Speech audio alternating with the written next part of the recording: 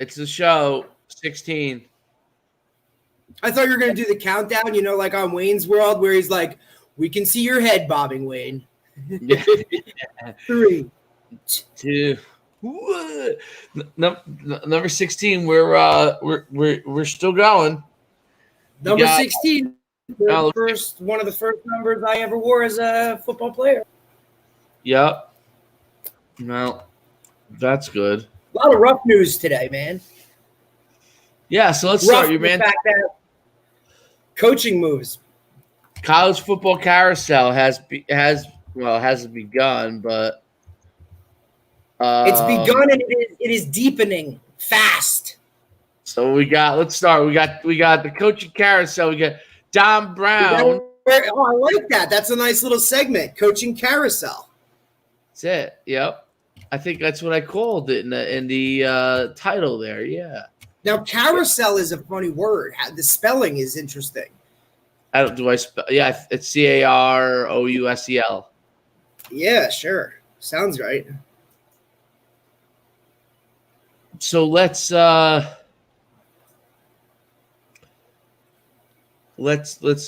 a couple of updates here.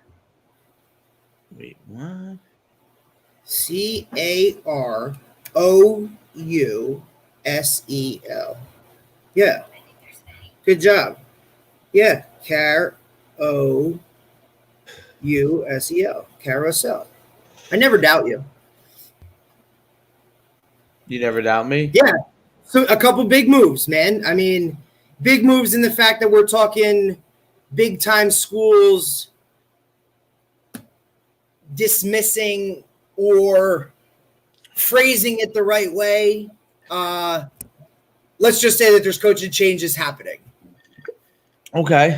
So Don Brown out of Michigan, right?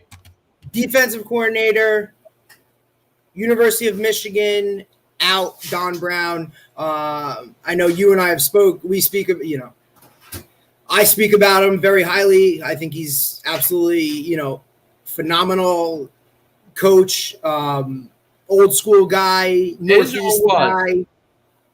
What's that? Is or was? Oh. What do you mean? Like, has the time passed him by? I'm just asking. I don't know one way or the other.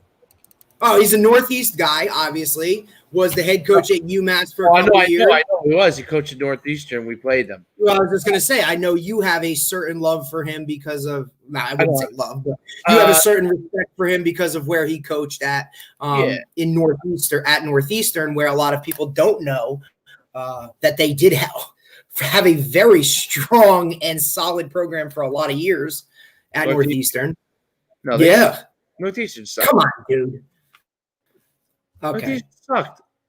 Anyway, Don Brown at University of Michigan. Some of the things that I read, defense was ranked. I'm just going right over it because I'm just going right over it. They did. They spelled it. So in the year that is 2020 and a year where Michigan was not as good as Michigan usually is, Jim Harbaugh is going into the last year of his contract. Is Don Brown a scapegoat or a fall guy, or is he really part of the reason that Michigan lost so much? I guess is my question. If you look at the statistics, his defense has been nationally ranked pretty much every single year within the top 20. However, the last 2 years given up an astronomical amount of yards to Ohio State, which we know within that is always an issue. This year, his defense was not very good. I believe they were middle of the pack as far as middle of the country in terms of total defense and things of that nature. So is he just the fall guy, or is he an actual issue for Michigan losing? I think it's both. Is my combination. I don't know. Him per se is the issue for them losing, but the fact we know he runs an interesting scheme with an odd front, a lot of moving parts. I don't high know. Football IQ. I don't know if that's it. I'm just saying that like it's not working. So I don't know. I don't know whether he's. Right. I don't think he's the problem per se. I just think that it's not working and they're not getting results. And that, or I should say, they're not getting the results they, I guess, would hope to have. Would be the word. It's Michigan. It's Michigan, and so let's take a quick gander because I wanted to know if I was wrong, and I guess I was wrong on Northeastern. I guess he wasn't the head. I thought he was the head coach when I was there. No, I thought it was after you. Well, the program shut down around 2000. He was great at Northeastern, so I had to check it out. And he was a coach at Plymouth State. That was a powerhouse program. So Plymouth State Division III or II? Yeah, Division III. But they were powerhouse. Plymouth State is Maine? New Hampshire? I want to say Massachusetts. Wouldn't that be the Plymouth State? How about we just go with the Northeast? Let me think. Am I wrong? Plymouth State is.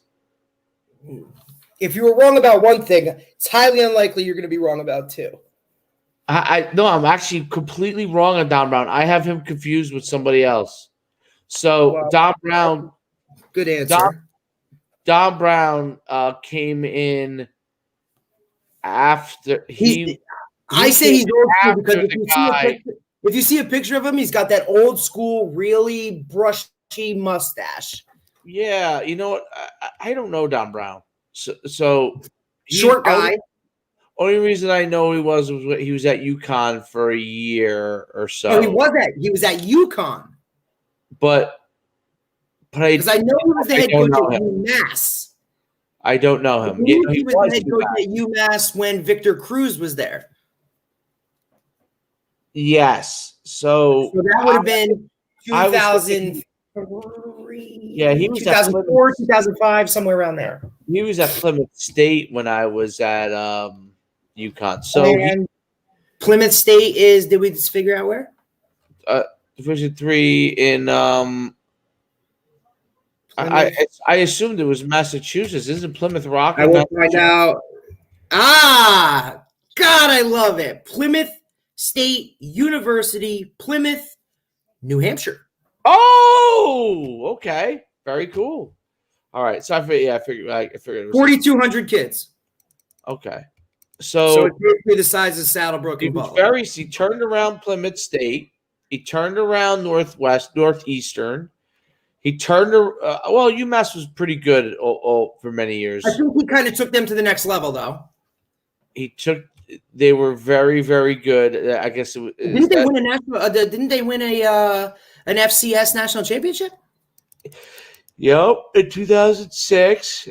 So it's nice when you have Victor Cruz, I'm sure. Right, that's right. So EJ played for him. I got it now. Oh, okay. Right, shout out to EJ. Yes. So now, all right. Good. Then we can keep rolling along because now that goes into continuing on the coaching carousel. So hold your breath on that. So Maryland. So that's where I think now University of Maryland. Think about it. Put it together. Right. He was with Dex. Right. So we're fortunate enough, Dexter McDougal, our secondary coordinator, how coordinator got to play for Don. So did he go with Edsel to Maryland? No. Okay. No. So he was with Ralph Friedgen. Throwback. They were very good. Ralph Friedgen was excellent. So Ralph Friedgen was the original Maryland Under Armour coach. Then he went to UConn. So was he at UConn under Don Brown? Went to UConn for 1 year. He must have been. I'm guessing he was with Paul Pasqualeone. That was probably the first. That was probably not a. And then he went to. Then he was hired to Boston College. Right, and that's where he, who was he with at Boston College? Adazio? Adazio, yeah. It has to be. He has to have been with He has So to. then Yeah, he got has to have been with Pasqualeone and then Depascale because they're all Connecticut, New England guys. Right, Northeast guys. But here's so Don Brown left BC to take the job at Michigan.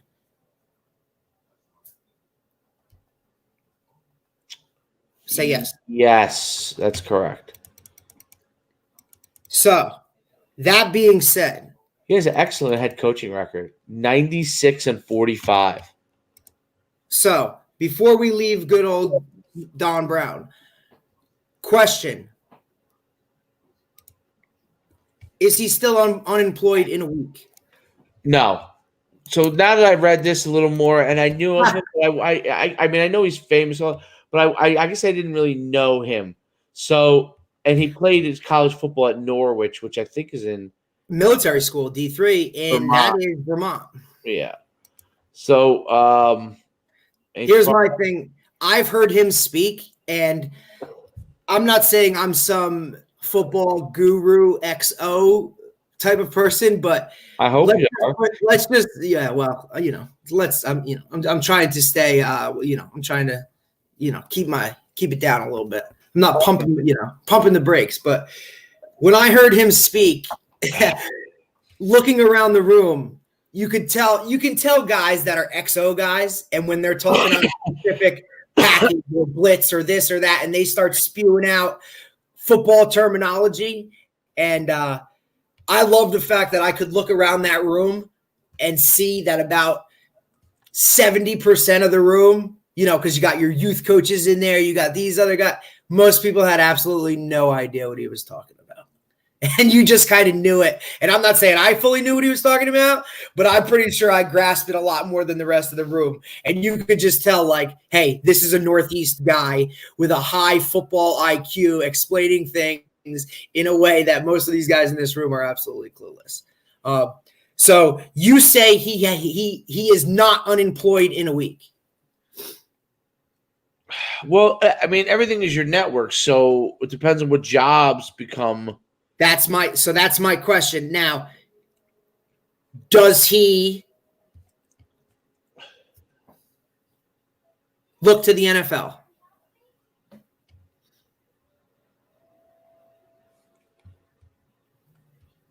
Does he look to the NFL? Do the Jets call him up and say, be my DC? Obviously not, because the head coach is going to want his guys. No. Correct. Here's the thing. That being said, okay, the next move on the coaching carousel, your boy, LSU, defensive coordinator, Bo Pelini. Who I think was a better head coach than he was in a strange way. I mean, he wasn't bad at Nebraska. He is now unemployed.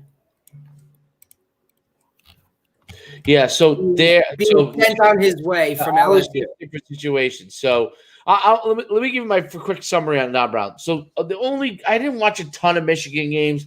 I did watch Rutgers, and I did watch them play. The Rutgers game, if I was a head coach, would have been frustrating if I was the head coach of Michigan. Would have been frustrated with your defense. Yes, because Rutgers ran. So I would have got yelled at.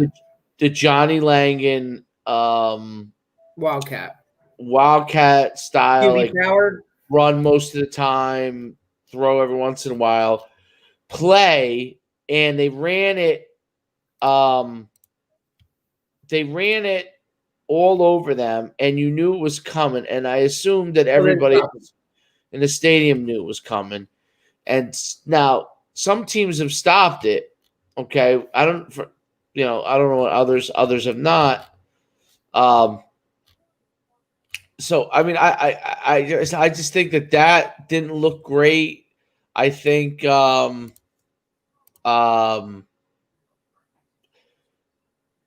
gave up a lot of points. To a lot of teams, they didn't seem to be a super effective team in getting off the field. So which is the main thing that you need to do. Yeah, so unfortunately, I think that he's partially the scapegoat, and so that's the situation there. Now, Bo Pelini, 100% is not the scapegoat. He 100% was getting torched on defense. Crushed.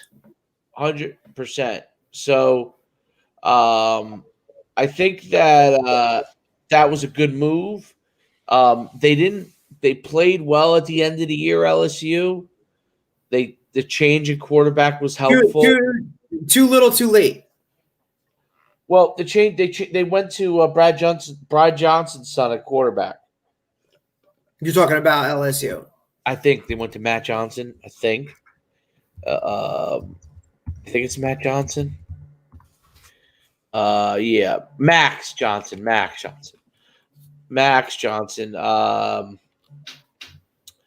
And he was pretty darn good. So I think it was a good move. LSU, he had to do something. I mean, there are probably people yelling. He had to make a huge move. If he didn't fire him, he might be fired himself. So, so along with that being said, it's also said that LSU offensive coordinator will retire from on the field position.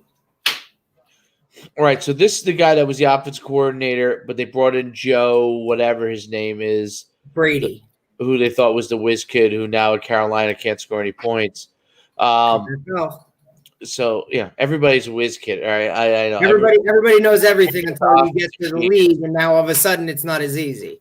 Everybody's an offensive genius until they don't have the quarterback that they need. Well, yeah. So anyway, point is, they had a great offense. Obviously, Joe Burrow was pretty damn good since before he got hurt. He was playing good for the Bengals with a different offensive coordinator. So I just think that them replacing this guy, will this guy turn up again? Steve Ensminger? Is that right? The offensive coordinator, I believe it said he is retiring from on the field position. So he's retiring. So is he going to stay at LSU? I guess. I guess, and then, but is this their way of? I don't know. Is this their way of getting him out of that job without it looking so bad that, we had to fire both coordinators? You know what I mean? I don't know. I think they like him better, and they don't want to just kick him to the curb. That's what I think. So and obviously he won the national championship the year before as the offensive coordinator, but they brought in Joe to kickstart it with some different stuff. It's, to me. What's Carolina? Let's see. I'm curious how Carolina Panthers are. Are they good or no? They're not very good, but it's also year one of a rebuild. It is year one, and they have Teddy Bridgewater at quarterback. I'm not saying he's whatever, but he does have a fully redone knee. And McCaffrey hasn't played on a consistent basis. Yeah. I don't think, and that's, a guy I root for in Matt Rule. Well, it's funny. Carolina Panthers fired their GM. Right. And the owner, if you've ever seen the owner, he is a very hands-on type of owner who's going to get the job done. He even said today he's not hiring a search firm or anything. He's going to make that decision himself. The search firms. Does LSU call Don Brown? They might make that call. Yeah. I could see that. My thing is, how could you not? I'm sure they will. It's just, yeah.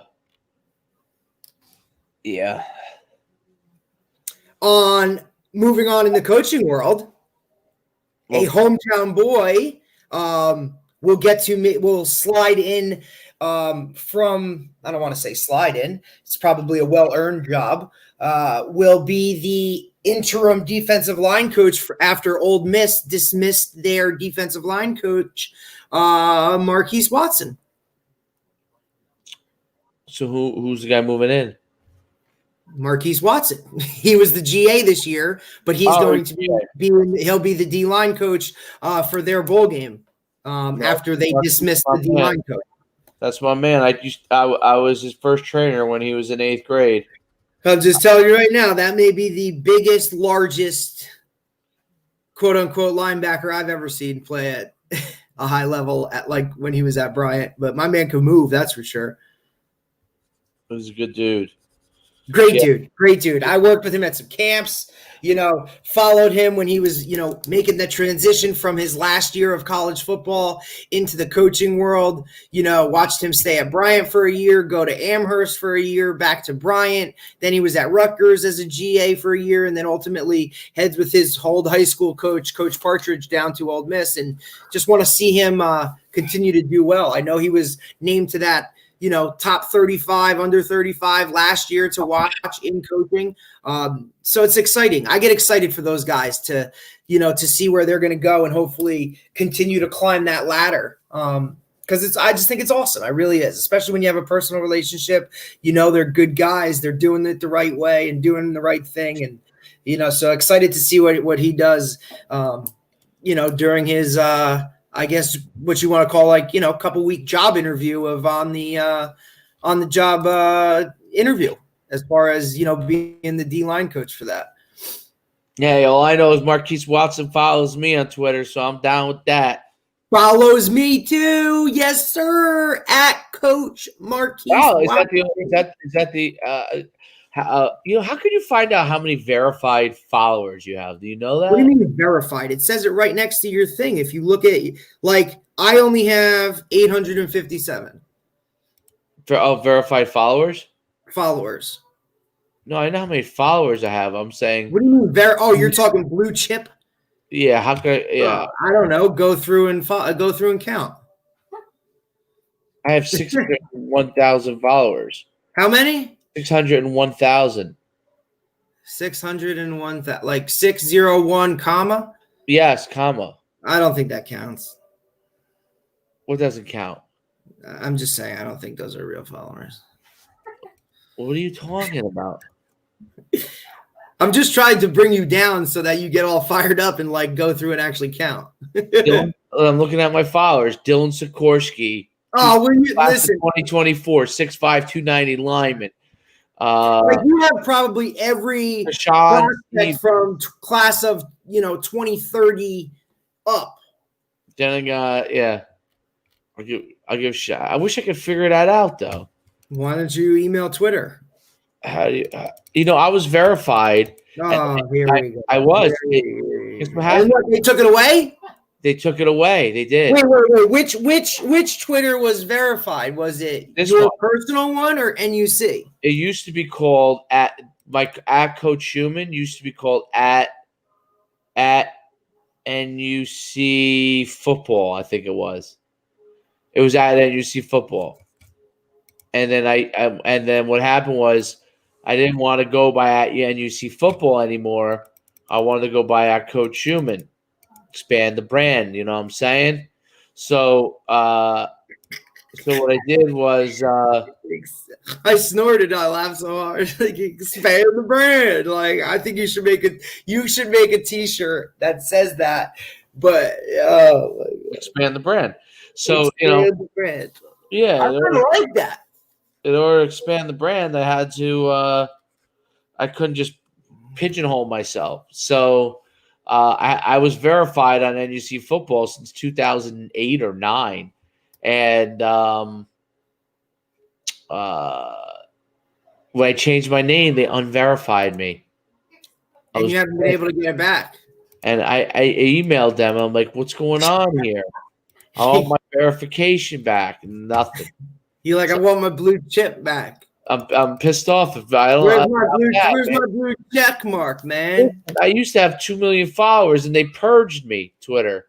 I must have. Now you're only down to 601,000. No, I must have had a lot of fake followers, man. Well, I don't know, man. You gotta. Now, so your NUC one has 601. What's that? Is it the same? Is it the same Twitter? I don't have a NUC one. It's the same. Your Twitter is the same. Twitter is at Coach Schuman. Right. And that's the only one you have. You only have one Twitter account, correct? What's that? I have other Twitter accounts. I don't use them anymore though. I mean, they're still there, but your at Coach Schuman account has 601. Yeah. All right. Well, I'm close. I almost have 1,000. You almost have 1,000? Yeah, man. I'm sorry. Get your game right. Well, I'm expanding my brand on the podcast. Expand your brand, man. Expand the brand.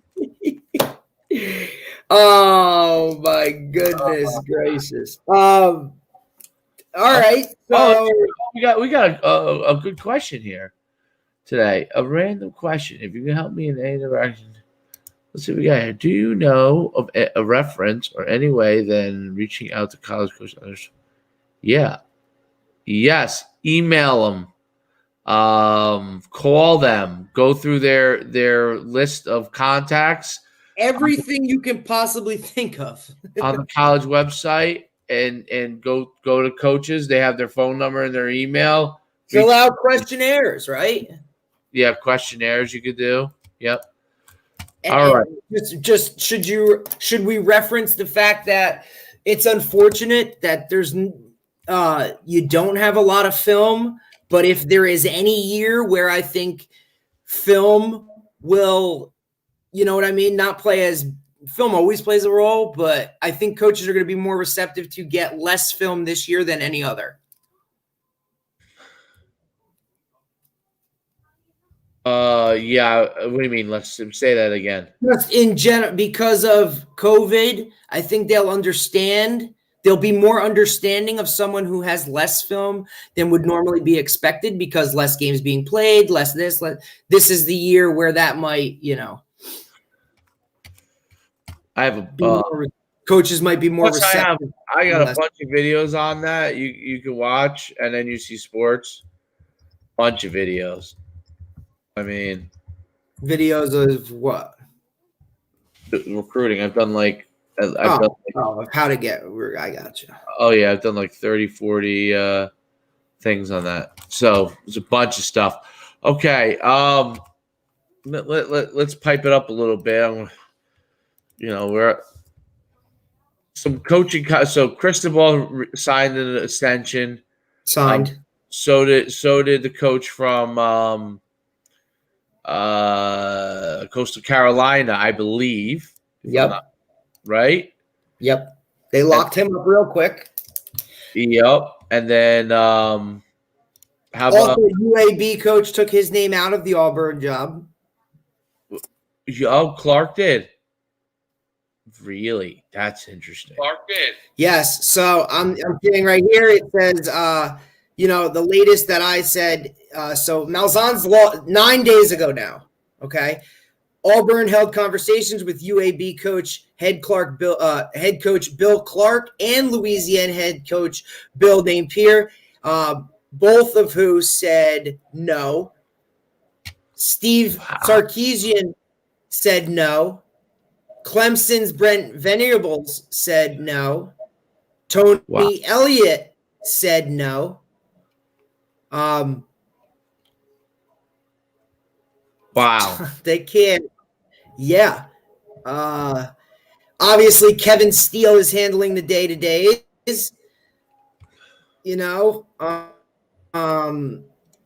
He's in year one of a 3-year deal totaling $2.5 million. And he's been campaigning for the job. So at this point, if you're Auburn, do you just go with that?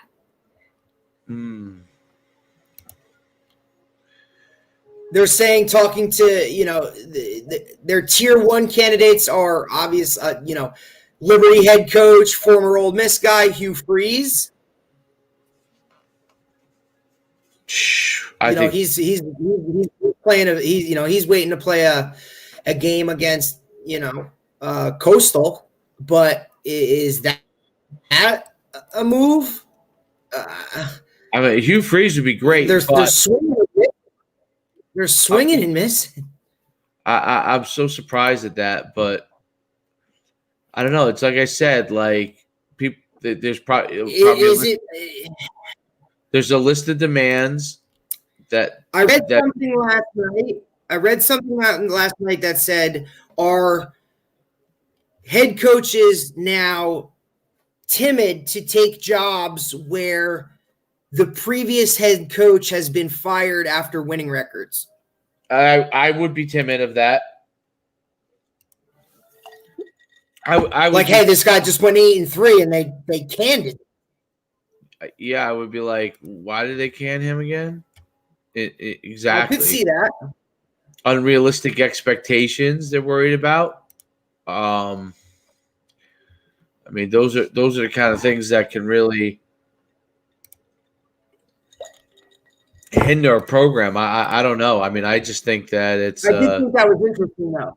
I did think that was an interesting little tidbit that said, hey, this guy just went 92 and they fired him, and they're willing to pay $21 million to get him out. So, woo. I know, right? That's pretty crazy. It's really, really, really crazy. What about? Yeah, I think there's definitely some shine away from that standpoint. Another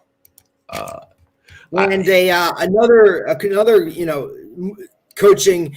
We had said, I know I had told you that Major Applewhite had taken the job with Butch Jones at his new stop. However, he has since walked away and will now be the offensive coordinator at South Alabama.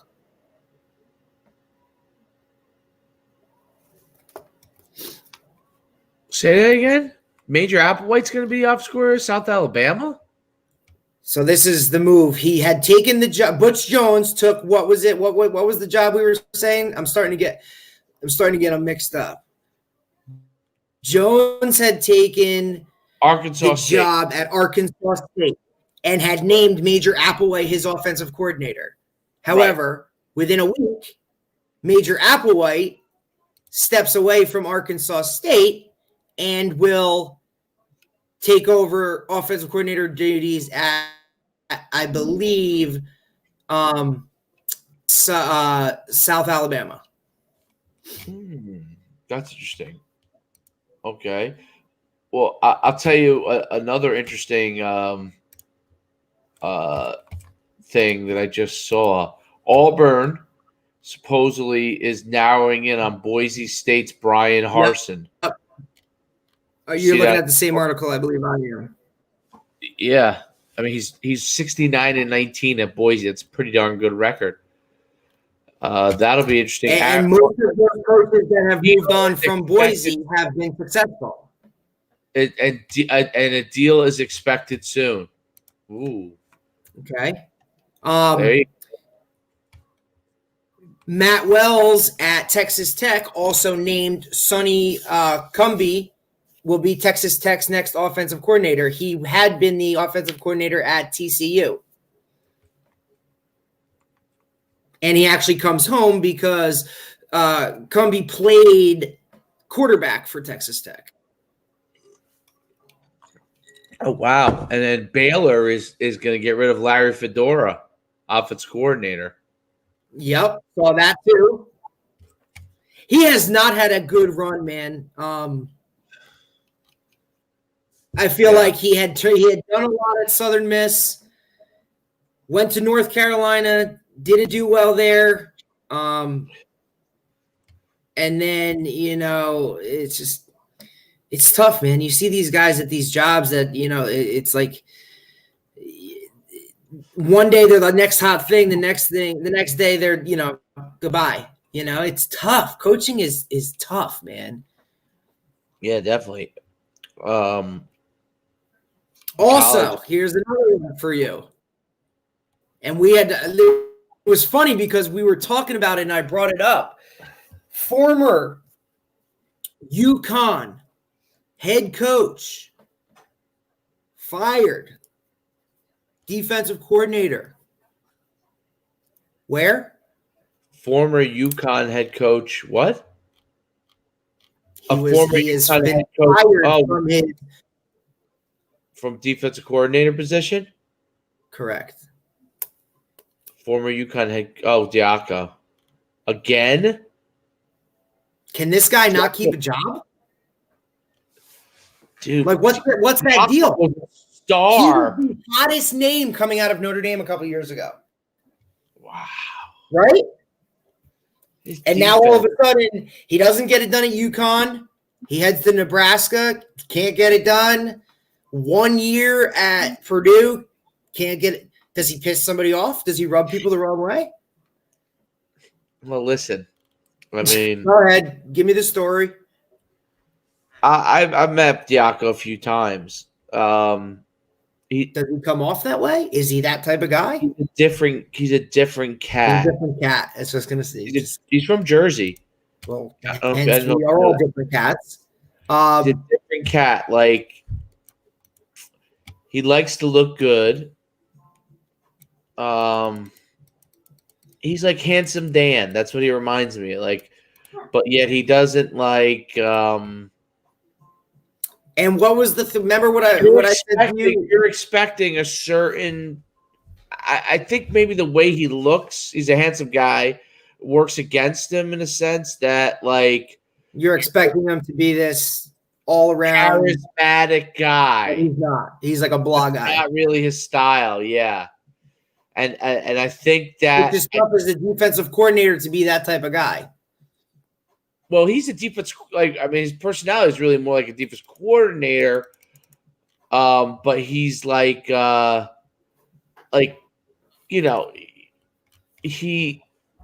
expect him to be this person that he really I guess you're a little surprised when you talk to him. You're because just someone's looks. It's like, you expect me to, like, if you look at me, you're going to say, like, I was just going to go there. Like, you expect me to be a gritty guy, kind of a gritty guy. Yeah, that's who I am. I mean, I got a really good personality, mind you, and a nice smile. But I think you're extremely bougie. Really? No. Yeah. I mean, I'm kind of a gritty guy, and that's just kind of my stuff. But you look at you probably would expect that. Like you look at him and you expect flash and dash, and that's not what it is. I don't know. I don't know. It's hard to pinpoint it. I mean, kind of Randy Edsall has a little bit of that look to him, but when you talk to Randy Edsall, the way that he comes across is more tough professor-ish than he does come across. Diaco is also a small guy, right? Well, he played linebacker at Iowa, I think.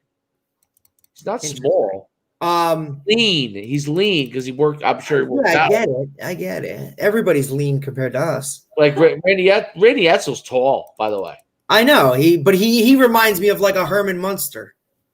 No. He's like when he was young, he was like that handsome kind of guy, but when you meet him right away, like when he starts talking, you realize, okay, that's like the way he talks and the way he looks. It kind of fits his personality. You're like, okay, I see that. Like Diaco. I just remember he was the hottest thing coming out of Notre Dame. Right? I like the things. I actually like Diaco. I got along with him. Is he what is he, a 3-4, 4-3? What is he? My guess is he was a 3-4 guy, but I don't know. I can't remember. In our comments here, Montel Allen said, if Auburn wants to make a buzz rival to Saban, you go after Urban Meyer, right? I said, to that I respond, yeah. I mean, who the hell wouldn't want to have Urban Meyer? And, if you're looking for somebody to rival Saban, absolutely, that's a splash hire that you're going to need. I don't think Urban's up for that. Yeah, I mean, if he didn't make a real hard push for that Texas job, Urban's has no interest. No interest. I think his next thing is, where does Muschamp land? The guy that we said from Boise State is going to be the guy. Where does Muschamp? Where does he land? He's going to be he could be at LSU. That's what. Does he go home? LSU. That's where he won his national championship. What was that with Saban or something? Yeah. I would love to see him go back to be just a defensive coordinator again. Get a handle on his roots, run a defense, do very well, and then maybe get back into the head coaching game, man. But for your sake, Coach Muschamp, take a step back. Don't jump into another job right away. Take a year. It's go be just a DC, man, and enjoy just calling a defense and not having to deal with all that other stuff. I don't know about all that, but yeah, I think LSU could be an option. Maybe Michigan. I don't know if you want. It's cold up there. Is it? It's cold. It's cold up there. Yeah, well, I mean, Muschamp's going from LSU to Texas to Florida. South Carolina. Who wants to go to Michigan? What do you think? What do you think about the Jets winning the day? I don't know. There's no way I can. How can you hate on a team for winning? I get that there is a consensus that you're going to tank to get the best quarterback. To get a generational quarterback that can ultimately, lead your team for years to come. But how can you do that? I think this is a simple thing. You play as hard as you can. You give everything you can. And that's it. Coach as you can, and chips forward they may. I know the fans want, them. They're so pissed. Like, those are the people that have never played. Yeah. Or if they did, they got a varsity jacket and we're in the picture and we're very happy about it. I mean, a lot of NFL news say Josh Rosen signed with the Niners. Oh, he's going back home. And home, I mean California. Yeah, because I think he's from LA. St. John Bosco. Oh, is that where he played at? Okay. And then watched him play as a sophomore live. He was good. He could chuck it, dude. And then Haskins. Oh, dude. I just when you sent me that today, it's like what are you doing? What are you thinking? I don't understand. It just boggles my mind. There's so many things that whole scene and situation boggles about me. As just beyond the fact that your team lost, right? Did they lose or win? There he is up in the club. Dude, my man, and it's not one of those, it's not like he's at Applebee's. You can tell what type of club he's at, my friend. He's got singles in his hand. Yeah. I mean, can I circle that for you? There you go. There's a lot of singles. There's singles in places right there that will keep this show to a certain level of certain level. Let's leave it at that. But yeah, he's at a club where you got. There's a pandemic going on. Okay, your team is in a fight right now to win the division and ultimately head to the playoffs, right? And you were benched earlier in the year because you're not as good for a guy who literally had his leg pretty much chopped off and eaten away by flesh-eating bacteria and won the starting job over you. But you're going to go out to the club and throw singles around like you're. Well, I'll read you funny replies. That man should be commended. I think he meant that he spelled it wrong. Commended. He was doing community service, paying bills. Let's see. There will always and forever be just, dude. These types now. Look, he made a public apology. Maybe they're essential workers. Is that what one of the replies was? Yeah.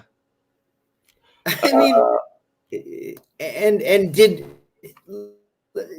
Washington win this weekend? I believe they did. Yeah, well, that's why he's there. Oh God, there's some funny ones. So the biggest thing is, I guess they're mad that he had because what's his name? Right. That was so this would all be if he had a mask on. I think if he had a mask on him, I think that's what they were kind of ripping him for. But my thing is, the girls were maskless, I guess. So is that what it says now? Is that the new on the side of those or on the outside of those type of clubs? It's maskless / no, I don't blankless XXX. Here we go. But what do you do? He made a public apology. Can you do anything to him? He did make a public apology. He was caught with his hand in the cookie jar. That's what I like to. How I like to position that. Caught with the hand in the cookie jar. As a organization, do you do anything? Something's going to happen. He's definitely going to be fine. I don't know how much. I don't know how severely. But $25,000. Yeah, I mean, players. I believe we're fined, I think $10,000 for having no masks in the locker room. Is this count as a locker room? No, I don't think so. Don't think so. Oh man, these guys, dude. I say these guys because look, there's a lot that aren't like that, but times have changed. Everybody's got a camera on their phone, and if this was 25 years ago, you would have never known about that. It's crazy. I'm not saying it's right or wrong or indifferent, but I'm just saying, like, there ain't nobody in there, especially in a place like that. There's no TMZ cameras in there. You know what I mean? But because now everybody's got a phone or something on there, man. That's it. You can't do anything. How about just stay home, dude? How about ice? You just played a game. How about stay home and watch a movie? Well, I mean, yeah. How about you Netflix and chill? Not, maskless bar and chill. I don't know. He's young. It's hard to. He went to Ohio State. He's got somewhat of a head on his shoulders. He's got enough. I mean, he was a top draft pick, so that's a lot of singles. Oh, he's got a lot of singles, I'm sure. Moving on. Well, there was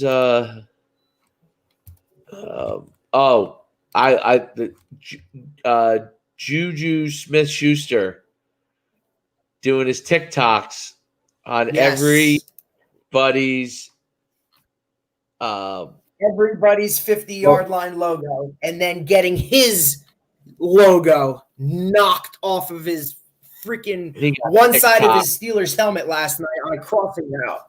How? And you and I were both on the same page. Like, love it, absolutely love it. Because for me, if you're going to disrespect my logo, you are going to pay for it. And to me, surprising that the second I would be going into this is something he's done for a couple weeks now. Going into this game, I would have been out there early for pregame. And I would have been waiting for him to do this. And when he did, sorry, coach, but I'm taking care of this right now. This is not happening here. End of story. Absolutely. I want to kind of shift to something. And by the way, I posted a video. I thought it was hilarious that when he got lit up. Yeah, is that what you said? I think that's what you commented. Lit up. I don't know if you saw the article today, and Chris chimed in. I don't know what is going on. He's talking about what's going on in the Big North because PC, the guy just walked away at PC, and they hired the other guy. Is what I'm assuming. Yeah. Well, I think that's Chris's alma mater too. So, sorry, Chris. Sorry, Chris. But at least, hey, they hired a fellow alum, graduated in 2003, was on the coach's staff the first time around. I've spoke to a few people. He knows his way around the building. He wants to. Obviously, he's willing to do whatever it takes to get PC back to living, and hopefully he does what he can. But it's not going to be an easy task at hand. He ain't bringing living back. There's only one person, actually two people that could do that. One's the head coach at Northern Highlands, and the other one is coaching in Mississippi. And yes, Chris, you're right. The most tenured coach in the Big North now would be Coach Vito Campanella at BC. Then you have Sabella at Bosco with 3 years. And then, Morangi will be 2 at St. Joe's. And then you got a lot of first-year coaches. But understand something, DePaul with Campanella, he's been the assistant coach there for years. So even though it's his first year as a head coach, he's been within the program. This guy at PC, it's going to be his first year, but, he's been there within the program. So even though these are first-year guys, they've been there for a while. So change in the guard. Yeah, it's exactly what it is. So interesting article today. I don't know if you read it on NJ.com about the Shore Conference realignment. Did you read this? May have read it.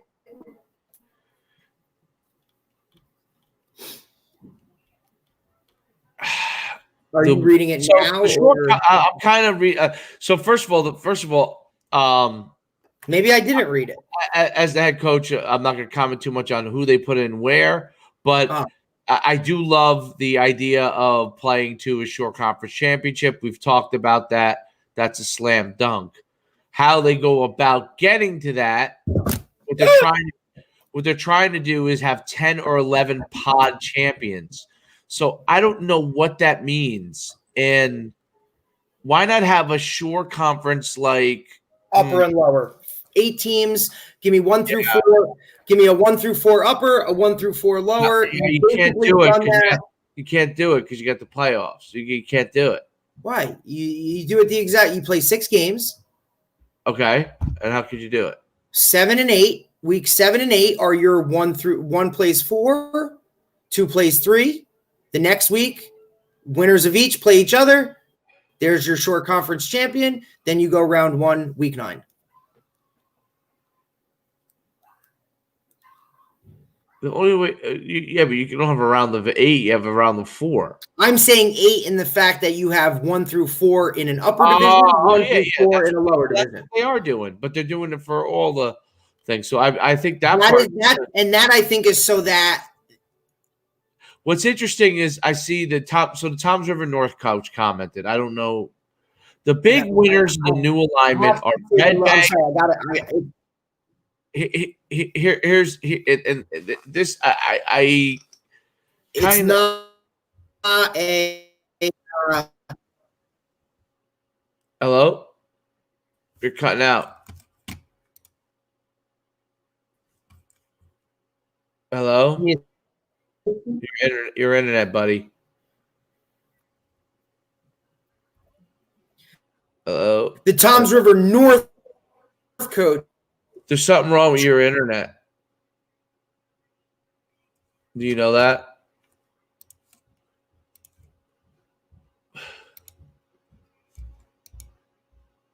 Commented.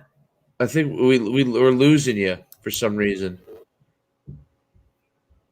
Am I back now? Yeah. What was that? Your internet? I don't know. I'm not an IT guy. You're on some sort of delay. All right. So I'll just read you what was wrote here. I think this is interesting. Okay. So we approved the 6-game schedule. Blah blah blah. Conference will be sending out feelers to find out who would like to play who. I don't know what that even means. We're moving for a short conference championship. That's great. Okay, that's all good. We want to have 10, 11 pod champions. That's fine. All right, here we go. Schedule is usually released in January. On paper, biggest loser in realignment appears to be Toms River North. The big winners in the new alignment are Red Bank Catholic and Lacey. So there should be no winners or losers in an alignment situation. So that must mean that Lacey and Red Bank Catholic are perceived as having a better team than everybody else in their division, which somehow managed to elude placement in the two biggest and presumed toughest divisions. Yeah, why does Red Bank Catholic want to play in a lower division? I don't understand that. If you're a true competitor, and in my eyes, if you're Red Bank, why wouldn't you ask to say, look, like, I get it, you're placed somewhere, you're just going to play and go from there, but you would think that they would want to play in that, considered. I don't know how they did this, but anyway, Toms River North 3 and 4. Blah, blah, blah. They did it based off of whatever it's broken down. If you go to the article in Jersey Shore Sports, it explains to you how they broke it down, and that last season record or the previous season record and people coming back was not a factor into placements. What does that even mean? That makes no sense. So it means that they didn't take the good teams from this year and say, hey, they won a lot of games this year and they bring back a lot of juniors and sophomores. Let's put them up here because they're gonna be good. Okay, then why don't they just do it by group size? I don't understand that either, and put the parochials in their own division, and then they can cross. The issue with the parochials was there's only 4. Yeah, but then you could cross over with whoever you want. Well, the problem is that if you did that, now they have to go out, right? Like, now the parochials have to go find their own games, and I'm sure that they're saying a lot of people would. It's what I'm saying. Like, what's the difference? Why would it? Go play. If if you're whoever, then you choose to play. They have to do it up north. Go play Holy Spirit. Go play St. Joe's Hamilton. Go play St. Augustine, and go play those teams. I don't know. So okay, so here's what he said. He said, this is Toms River North head coach. Whatever the formula they're using, it doesn't pass the eye or smell test. We don't belong in that division. There isn't just a drop off from our team this season to next. It falls off a cliff. Oh, so he's basically saying that his team was very good this year and now they're going to be horrible next year. We've been a hammer. Well, hold on. So how? Yeah, but that shouldn't be a factor though, because you should take record into account, but you should. But how does anyone know who's going to be good the next year? So we've been to hammer that bit, but we aren't now. I never imagined we'd be over Southern. They beat us 48-14. It wasn't that competitive. Does the committee look at head-to-head? I know they say they don't use returning players in the process, but it looks like they use it when it's convenient. I got it. So here's what that means. Red Bank Catholic probably said, "Oh, we're not that good. We're losing right a bunch of guys." That's what they're saying. We're losing a bunch of guys, although they still have a kid that's going to BC, and then they have what was our Red Bank regional lineman, who's now at RBC, who has Division I offer. So they have 2 Division I guys, which has to be more than most teams. Can you send me the article so I can read it? Yeah, I'll pull it up. Hold on. Put it up here. Let me share it. It's interesting. I understand all the perspectives, because we've been on both sides. Yeah. in our previous stops and previous things like that. From being from North Jersey, this has nothing to do with anything like play whoever you put on the schedule, but just being from North Jersey and knowing the parochial situation, that it's just different. Now, I don't. I mean, Wall won it, so I mean. They proved it could be done. So I can't. Yeah, but it's a lot harder to get a guy into your school if you're a public school than it is a private. Okay, so this is basically the article. I'll fire you the link, but interesting stuff. Really interesting. They interview him intensely, like. If they wanted a big Group 5 in the American division, it should have been Southern, not us. It's frustrating knowing where a program is. Red Bank Catholic benefits significantly from the continued practice of not placing more than one non-public in the division. There's only one parochial in the division because those parochials are a multiplier, adding equity within the division. I get it. With the alignment, non-publics have a direct avenue to winning a division and a direct route into the championship pod. Wait, what? With this alignment, this is what the coach, the Toms River South coach, Toms River South or Toms River North? North coach, North. With this alignment, non-publics have a direct avenue to winning a division and a direct route into the championship pod. With the exception of Wall and maybe Rubson, public schools in the first three divisions almost have no chance of competing in a championship pod. It makes no sense. So he basically also right there just took a shot at those other publics in those first two pods. Not really. I don't think he's taking a shot at the publics. I just think he's saying that, like, in the past years, Wall and Rumson have been the most powerful. They're the only ones that have shown that they can compete consistently with the parochials. All right. Mid-South? Mid-South has, but they haven't. I mean, they I guess you could say Mid-South in the past, but not. Yeah, I guess Mid-South has. It usually finishes them off for the year after they win the game. Apparently, Southern hasn't. Southern played Donovan tough, Yep. Keep in mind, Army team victories over. It's interesting, right? It's another program who didn't fare well in the realignment is Homedale, 6-1. However, Homedale graduates 15 seniors. Wow. Did they interview him? No.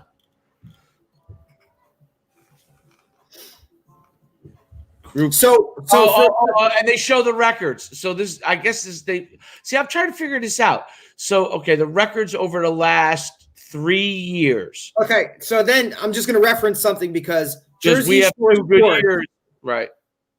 Put out an article as well today, and it's on their website, and you can see it. And it talks about this, the realignment. It talks about then the justification or what they're looking to do in terms of postseason play and how they're going to factor all of that in. So there's a good article there as well if you'd like to look, or our viewers would like to look.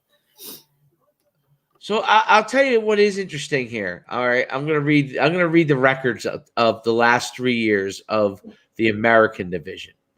Toms River North 18-9. Well, so the American division is Toms River North. I'm gonna go through when I read the records. So okay. This is the American division.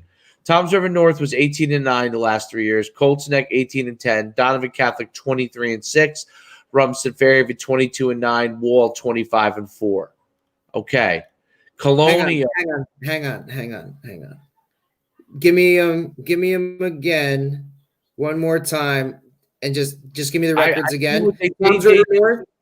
They did some formula based off of the size of your school and your record. Okay. So size plus record over the last 3 years. Right, but they don't take into account, which is why Red Bank Catholic coming back. No. Yeah, they're definitely not taking that account. How would they know who's coming back? The thing that they who's 11th grade, who's that's just a silly way to do things. What they don't take, have preseason polls. I don't know, because preseason polls are nonsense. So my point is, and let me finish my point. My point is the reason why like Red Bank Catholic is in our division, for example, is because they took the record and their group size, which is group 3. But what they don't take into account with all of the parochials, I guess, is the fact that they're a private school and they can get players. So I'll give a good example. So I gave you the American division, the Colonial division, Homedale 20-7, Group 3, Middle South, Group 4, 15-12, Southern 16-12, Mater Dei 23-8, Manalapan 13-12, but they're Group 5, Jackson Memorial 18-11, Group 4. Okay, so that's who's in the second one. Now, the Constitution, which we're in, Red Bank Catholic 19-6, Ocean 15-10, Raritan 16-9, Red Bank Regional 16-11. If we actually had won those two games, just those 2 games that we lost in close games, we probably would be in the Colonial instead of Manalapan. It's on the border. Mid-South could have went to Constitution, possibly. Yeah, could have been close. So we're 16-11, and then Manasquan 17-12. Okay, and then the Freedom Division starts the teams with lower records. But here's what's interesting. So Freehold Borough 13-13, Vianney 13-13, Toms River 13-16, Toms River South 13-16. Long Branch 17-14, but a Group 4. Like you would think they, according to what they're doing it as, they should be up a level, and probably Manasquan should be in the Freedom, right? I'm just going off of kind of what the record kind of is. Or Toms River East, you could have done that with too. Then you got Independence, Howell 4-22, but they're Group 5. Brick 10-17. Brick Memorial. Yes, Brick Memorial 10-17. Brick Township 13-14. Lacey 17-13. Like they seem like they're way better than the division that they're in. What was Mid-North?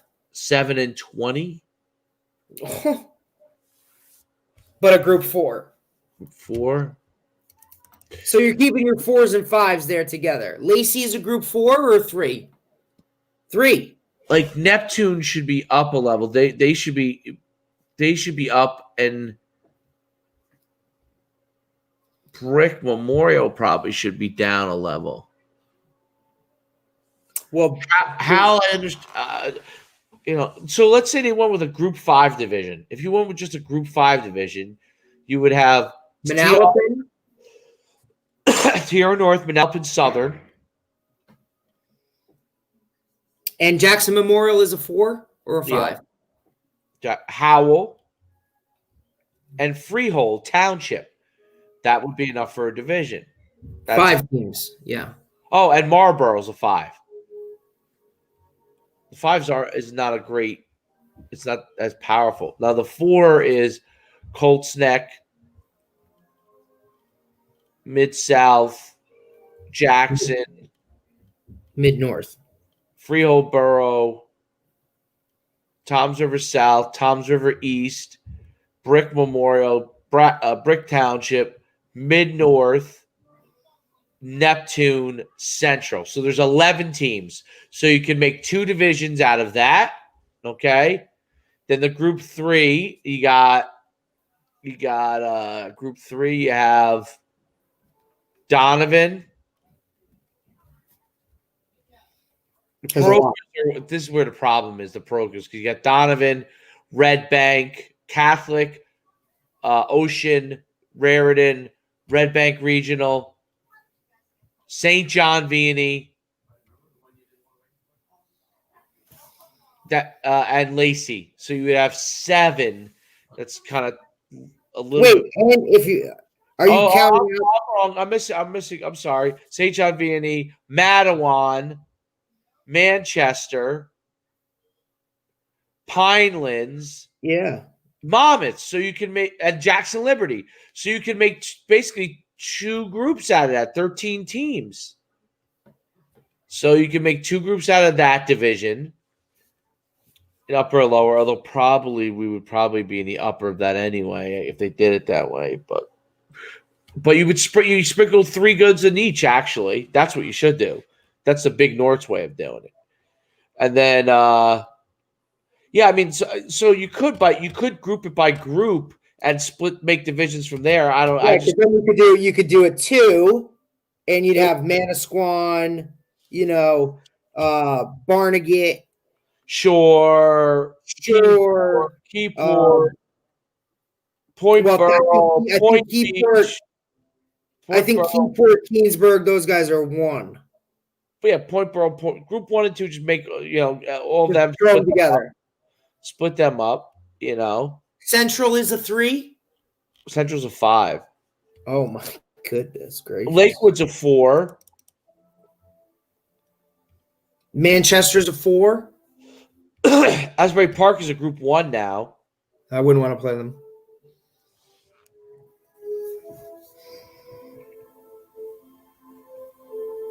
Like, how can you tell me Manasquan is better than Shore?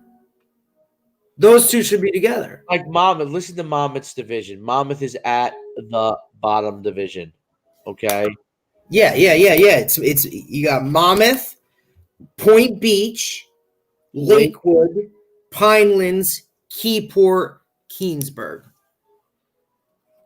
I mean, so like that's ridiculous. So they're gonna 1, 2, 3, 4, 5.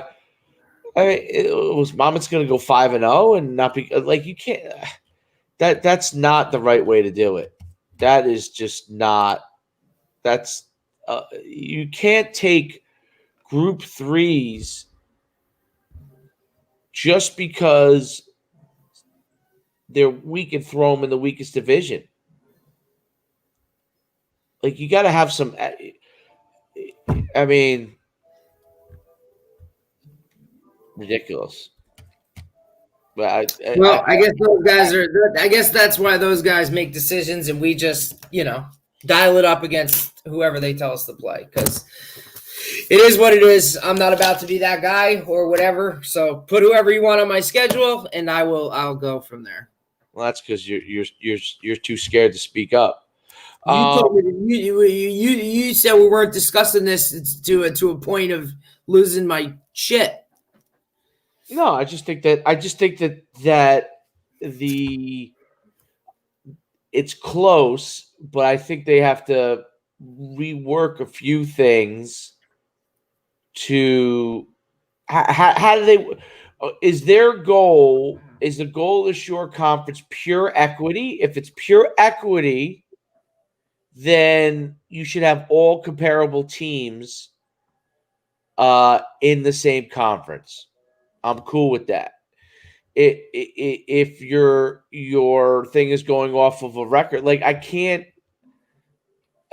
just trying to understand the rationale. Like, if you're trying to anticipate who's going to be similar, I wish you would put out a justification. Yeah, like if you're trying to anticipate, if you're saying, hey, we think these teams are going to be similar, I guess I can handle that. It's not that it's There's just not a clear read of why they did what they did. And then is this a final thing? Because it was put out like it was final.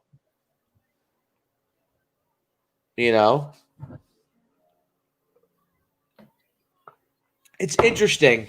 It's interesting how it's interesting how they put the divisions together. Like I'm just not clear on exactly what the rationale is. Is it we're trying to taking the teams of 3 years and like size and trying to put them together purely on and are we saying that by, like, let's say all the people in our division getting to play Red Bank Catholic, they get the PowerPoint boost? Right. So that's justification for you playing them. Right. How did they come up with, like, if the American is supposed to be that big, whatever, why did they cut that off after 5 and the other one is 6? How did they make it? How did they determine that? I just think they're trying to figure out the number of teams. I don't think that's because if anything, if you're looking at records, modern day 23-8 should be up. What were they in the second one? Yeah. They're group 2. So that's why I'm saying they're taking into account the size of the school. Modern Day's a group 3, unless this year they changed back to a group 2 because they played DePaul last year for a state championship.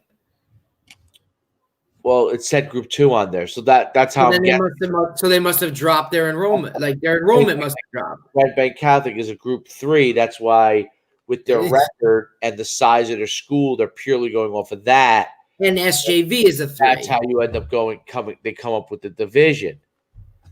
So that's the I'm guessing that's the rationale. So it's interesting.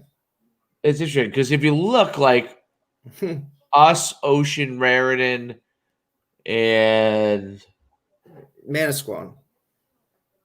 Well, I take Manasquan out because they're group 2. Like, they have a similar record, but they're still a group 2 team.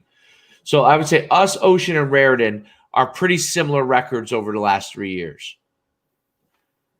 Okay. Right. So if you're trying to get equity, it makes sense that those 3 teams are in the same division.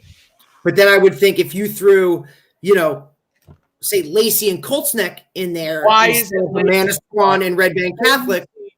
Lacey should be in our division, right? Instead of either. I'm just going off. I'm going purely off of. Right. I'm saying the same thing. Yeah, Lacey. Like, right. You can easily see a Lacey in there. They're 17 and 13, group 3. Lacey probably should be in there. Right. Colts Neck too, I could see. No, Colts Neck's a 4. Oh, size-wise, right. You're always going back. I didn't, yeah. So I'm just going off of I'm just going off of their rationale. So that doesn't necessarily make sense off of their rationale. You know what I'm saying? Right. With Lacey. Yeah, that's Lacey's kind of the odd man out. Right. So, like, if you're going along their alignment rationale, then it's 5, Rick's Memorial's a 4.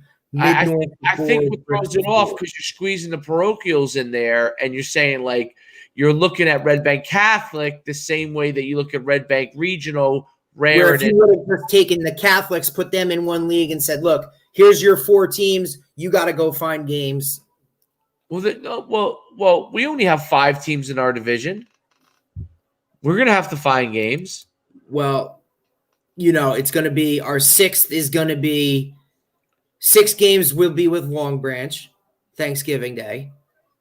They're not stopping that until it ends or whenever. So there's another one. Yeah, maybe, but I'm just saying, like, we only have 1, 2, 3, 4 games. We're going to have to – they're going to now, my thing is, how do you determine crossovers?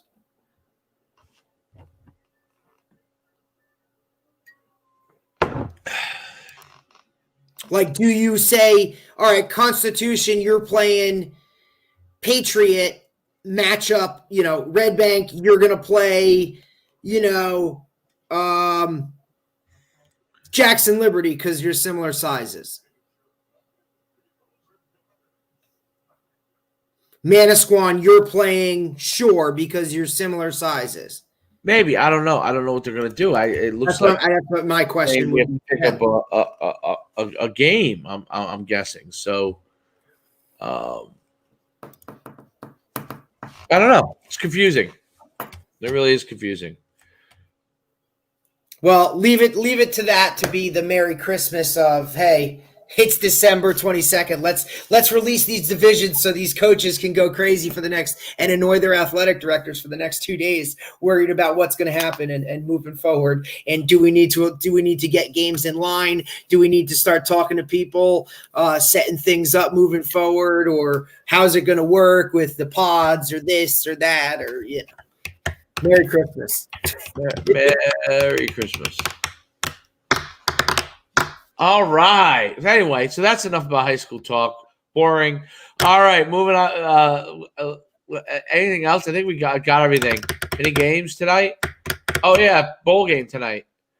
Your boys won. You're up 1-0. Who App State won last night over the Mean Green. Yeah, baby, 1-0 for me. Woo! I believe Tulane is on obviously right now. And who do we say on that? Hang on, I got it all written down. Or at least I got my picks down. I can't do your job all the time. I definitely didn't pick Tulane.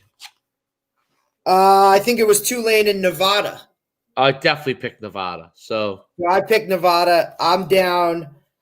You're up 1, North Texas. So that's a loss for me. Yeah, you went with your heart. I will always go with my heart. That way I can lay my head on my pillow at night knowing I did the right thing. It doesn't even make sense. What do you mean? It's a conscience thing. Like I followed my heart so I can sleep at night. I can't believe I have to explain this to you.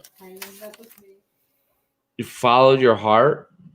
I followed my heart by choosing the Mean Green because I had a connection there. I didn't necessarily think North Texas was going to win, but because I went with my heart, I can sleep at night. Were they thinking about you last night, North Texas? No. It's not about anyone else, my friend. It's about me and my decision. I can't control somebody else's actions. I'll give you a famous line my father said to me. Oh hell! If this is a Papa Schuman special. Well, he did say to me, like, when I was a kid, I said, "Oh, so and so was my hero." Oh boy! And he goes, "What do you mean he's your hero?" I'm sorry. I think I said hero. I don't know if it was hero or he was my idol. Something along those lines. And my father said something to me that stuck with me to this day. He said, "Don't place someone else on a pedestal. You can do things that they do." He said, that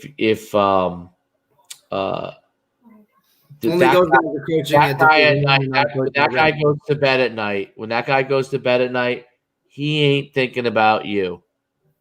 You're spending all your time thinking about him. I didn't get you where you need to be. I thought about it for 15 seconds when we made our pick, but I could care less who you pick. I'm just busting. Hang on. I got one more thing to leave off on a very we'll go and how about we got 2 more quick things, negative and then a positive. Negative. All right. Negative first. Rest in peace, Kevin Green. Kevin Green, great defensive end, Hall of Famer. I remember him more so towards the end of his career with the Panthers. You obviously remember him more so wreaking havoc on Dallas. I guess when he was with the Steelers, maybe that's how I remember him. That's what I would guess. So rest in peace to him. Young guy, 58, man. Yeah. What was the cause of death? I did not see. Nobody has said that. Heart attack? That's going to be your assumption? I'm going with non-COVID related. It's definitely non-COVID related because they would have said the way everything is now, they'd be like, "Oh, it's COVID." Does that have something to do with politics? What have to do with politics? I don't know if it does anymore, but definitely 2 months ago it would have. Let me see. Yeah, I don't know what happened to him. And he was a outside linebacker coach, I believe, for the New York Jets with Rex Ryan.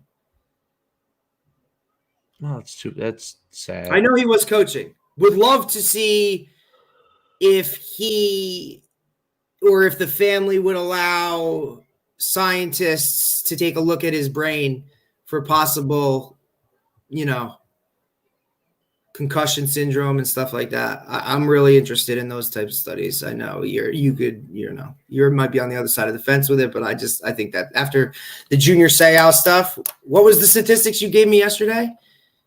The 3 sack leaders or something? Oh, have all passed away. Top 3 sack leaders of all time. All passed away at younger than they should have ages. Yeah. But to leave on a positive note, little Kobe College information. Kobe with a big, huge monster sign from New Jersey. Tell me who it is. Someone we competed against. Someone we competed against this year? This year.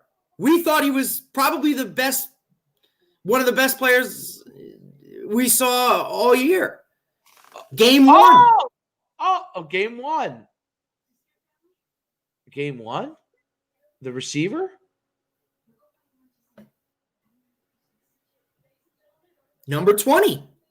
The receiver. Josh? Not Julian Young. The Josh East. East. Yeah. Oh, he's going to Kobe. 20.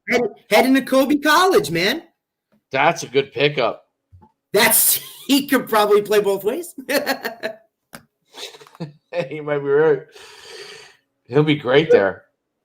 Right? Oh. Now that gets me excited because, look, he had some talks and some offers or PWOs with bigger schools, and we're talking FCS schools, and decided to go to a smaller Division III college where, he can go now start for 4 years playing offense, defense, and returning kicks and punts. You know what I mean? Like, great academic school. Which tells you something else about that kid. He must be a really good student, is what it tells me. He also was probably one of the few to play all of their games this year, health-wise. I just followed a couple Colby guys.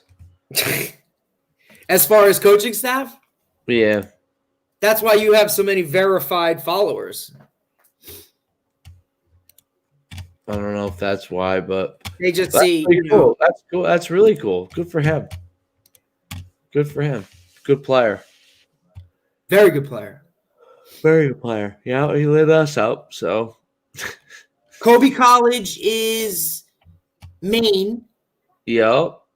In the town of Kobe? No, the town is Watertown.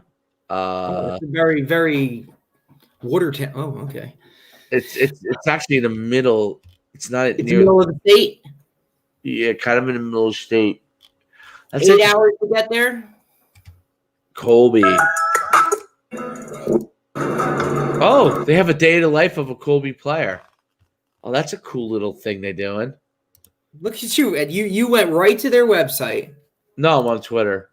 Banging Twitter. But I'm just saying, you went right to it, and that's just, you hear somebody signs with a college, right there. Let's see what you got. I'm guessing they have a grass field. No, they have great facilities, so I don't think so. It's probably the only school within God knows how many miles. Well, the University of Maine is there. The Bears? Bears, yeah. Well, the head coach of Colby was a longtime head coach of Maine, but he retired, and then he wanted to get back into it. I guess he got the itch again. Yeah, he was a great coach at Maine. So he said, "Hey, let me just take over a school who's been getting my guys that have left my program for the last 10 years and I'll just go. No, I don't know. Well, no, Colby, you got to be like a Ivy League student. So they're like an Ithaca. No, Ithaca's not even close academically to Colby. RIT. Not even close to Colby. I would say Amherst, Williams, Northeastern. No, not even close. Yale. Just look up the average SAT score for Kobe's. Yeah, Yale. Well, yeah. I mean, Yale is going to be a university. Holy Cross. Well, who do they play? They play Trinity. That's a really good school academically. Bates. I don't know. Bowdoin. I don't know if Bowdoin's that good academic. No, they don't. What conference is that? They haven't, but he's new, the coach, so he probably will soon. Amherst, Hamilton, really good school. Williams, Middlebury, Trinity, those are like Wesleyan, great academic schools. UConn. No, UConn is not close academically. I mean, I love UConn, but for not even in the ballpark, my man. Not even in the ballpark. Northeastern's ahead of UConn academically? Probably, yeah. I would say that's probably Northeastern's a good school. Boston College or UConn? I would say Boston College is probably a little better. Syracuse or UConn? I would say they're comparable. Depends on your major. Right. Business school, obviously, Syracuse. Syracuse SAT score might, I don't know. They're probably pretty comparable. I would say like UConn is like Rutgers? Similar. Like Rutgers. Similar. Temple's pretty good. Temple's okay. I mean, Temple's one of those places too. Some of the majors are really, really good. Some, So if you're playing football, you're probably a communications major at Temple. Yeah, I think like the average, let's see, college rankings. I am curious actually. Now that we started talking about best college rankings, here we go. Is this USA News? Yeah, USA News World Report, the only one you go to. So let's see.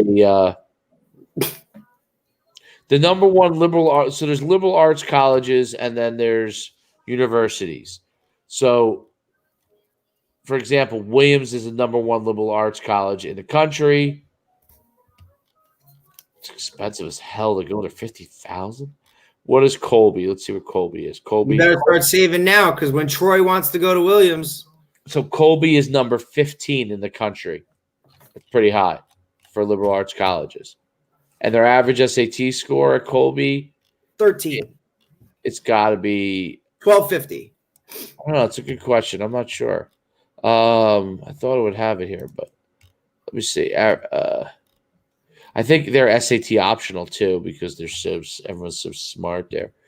What does that mean? That means you don't have to take the SATs? I think they're test optional. Basically, they're getting like valedictorians basically into the school, I guess. But you got 4.0 GPAs. Required standardized tests, neither SAT nor SAT. They don't. You don't have to take it. You don't have to stoop down to that level. Yeah, that's how they're so snobby that you don't have to stoop down to that level. That's right. Be like, you don't have to bother yourself on a Saturday morning in September. You're valedictorian. You're good. Yeah, you're number one in your class. You're good. Right. So now, if you went and you did universities, for example, Princeton was rated number 1, Harvard 2. Yeah. Columbia was 3. Who's 2? Harvard. Love Harvard. Columbia, MIT, Yale, Stanford, University of Chicago, University of Pennsylvania, and a few. University of Chicago does not have a football team. So let's see how far down do we have to go? Like, like these California schools, like Cal Berkeley's 22, UCLA's 20. And these are great. Michigan's 24. Southern Cal 24. So there's a lot of California schools. Oh, California is good. How many Florida schools? Yeah. Well, University of Florida is number 30. That's pretty good. Rochester 34. Boston College is 35. That's a really good school, Boston College. Yeah, I had a feeling they were very high. Yeah, they're Rutgers top 50. I'm moving through it as fast as Texas is 42, Wisconsin 42, Lehigh. We got a guy. Northeastern is 49. Wait, what was that? I'm sorry. 49 was what? Northeastern is 49. That's very good. How about UMass? UMass I don't think is high. UMass. I'm almost positive it's not. Oh, you're scrolling down, so you're hitting them as you go. Yeah, Syracuse is 58, so it's definitely above UConn. Florida State is 58. Wow, I didn't realize Florida State was a good school. Listen, when what's his name last year, was looking to go there. Oh, I was right. Rutgers and UConn are comparable. Both Rutgers and UConn are tied at 63 with Penn State. So I was pretty accurate. They're tied with Penn State, Rutgers, and UConn are all 63. So they were basically all the same school. So UConn's moved when I was. Here we go. When I was in college, I have to say UConn was probably in the hundreds, 100, 105, 110. Sacred Heart's in the top 100. Were they? What number? No, I don't know. I'm asking. Oh, I didn't see him yet. Hold on. If you haven't hit on him yet, I haven't gotten to Montclair State either yet. But I think Montclair State's considered a regional university, so they may not. And if you actually probably looked at it, and for what I went for, it was probably one of the best. To be an educator as a teacher, Montclair State. Oh yeah, teacher. Absolutely. Montclair for being a teacher is great. Right. No Just doubt. Like going to like John Jay for criminal justice, Exactly. Right. Exactly. Some schools, you're right. If you're looking to be a certain thing, it's like if you want to be in business, you go to the Wharton School of Business, right? Like Well, if you get in. You got an MBA. Yeah, I did.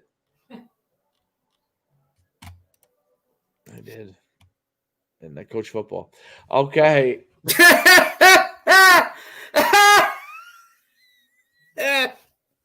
That's true. Nicole says that every night. She goes to bed. Yeah. Be like, I got this guy. He's got an MBA and an undergraduate degree, and he coaches high school football. And I took 27 credits at Columbia University in my master's to phys ed. So I have a master's credits alone. Yeah. I have 84 master's credits. Yeah. So if you actually wanted to be in education, you'd be making as much money as you possibly could in education. Yeah. I think I got into Georgian Court if I wanted to go there. Where's Georgetown on that list? Oh, I saw it early on. It was pretty high up. It was very high. It was like I want to say top 30 maybe. Always had an appeal to that school. Georgetown's great.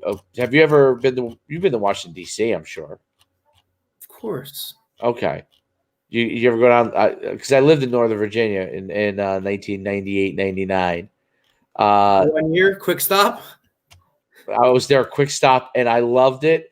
They're number 23, Georgetown. That's legit. Yeah, they're legit. I love Vanderbilt. What's that? Vanderbilt must be top 20. I don't know. Oh yeah. Top 14. Yeah. Nothing in the South compares to that. In the South? That's a good question. Let's see. Is there anyone in the South that's rated higher than, one school? You want to know the school? Duke. It's Duke, then Vandy in the South, then Rice. Those are the big top three. 10? Duke, Vandy, Rice. Duke is 12. Vandy's 14. Rice is 16. How about Texas A&M? Texas A&M was probably top 100. Oh, here we go. Texas A&M. Oh, actually, much higher than I thought. Right behind UConn. 63. 66. I'm sorry, 66. UMass is higher than I thought. 66. So I was wrong. I thought UMass was really like down a little bit. NYU top 10? No, they're not top 10, but they're like probably top 30, I would guess. Let me see. NYU. No, Notre Dame is 19. I don't care. I know you hate Notre Dame. Carnegie Mellon. Andrew Carnegie. I watched his life story a few times. Great story. Carnegie. Yes. New York, NYU, number 30. Great school. Michigan? Michigan's definitely top 20, 24. Northwestern. Northwest. Oh, you're really working me, huh? All right. I'm just going. I'm going in my head like conferences now. Northwestern has to be top. Like Vanderbilt can say, "Look, we go 0 for every season in football." Northwestern is number 9. Wow. That's wow. And Mike Greenberg, one of the best announcers on ESPN from Get Up, graduated from there. Oh, he must be really smart. Well, he ended up on ESPN radio, so what is that? I don't know. Interesting. That's good enough. Fun fact, my friend. I used to love the college ratings because I find it so interesting. I could have graduated. What number are you at right now? I could have graduated from the number 1 school in America. Unbelievable. Of course you could have. And I could be operating on your knee. I could have played at Princeton. I didn't go. I took my recruiting visit there. I looked at Georgetown. That's why I brought that up. You had an official visit there? No, hell no. Oh, you think I was going to take an official visit somewhere I knew I wasn't going to? Come on, dude. I wasn't exactly Mr. School until I realized, like, the harder I work and the more I read, the easier this stuff is. I didn't learn that till college. Mm.